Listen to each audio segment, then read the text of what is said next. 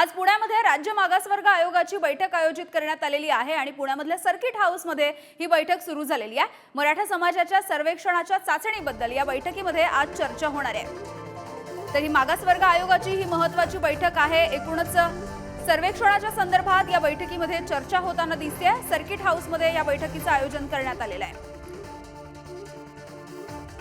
या सगळ्याविषयी बोलूयात। ज्ञानेश्वर चौतमल आपले प्रतिनिधी आमच्या सोबत आहेत। ज्ञानेश्वर, काय अधिकची माहिती आहे? बैठकीमधून काही अपडेट्स मिळत आहेत का?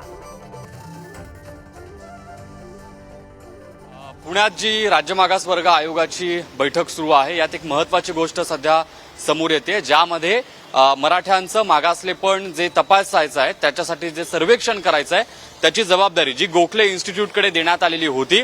या सगळ्या संदर्भात जे एक ऍप्लिकेशन तयार करण्याचं, सॉफ्टवेअर तयार करण्याचं जे काम आहे ते सध्या गोखले इन्स्टिट्यूटकडून सुरू असल्याची माहिती मिळते। अर्थात याच ऍप्लिकेशनच्या माध्यमातून, या सॉफ्टवेअरच्या माध्यमातून जिल्ह्यातच नाही तर राज्यातल्या वेगवेगळ्या भागांमध्ये थेट घरोघरी जाऊन मराठ्यांचं जे मागासलेपण आहे ते तपासण्याचं काम महापालिकेचे अधिकारी असतील किंवा जिल्हाधिकारी कार्यालयातले अधिकारी असतील ते तपासणार आहेत। याची सगळी जबाबदारी त्या जिल्ह्याच्या जिल्हाधिकाऱ्यांवर आणि शहराची सगळी जबाबदारी आयुक्तांवर, पालिकेच्या आयुक्तांवर देण्यात आलेली आहे।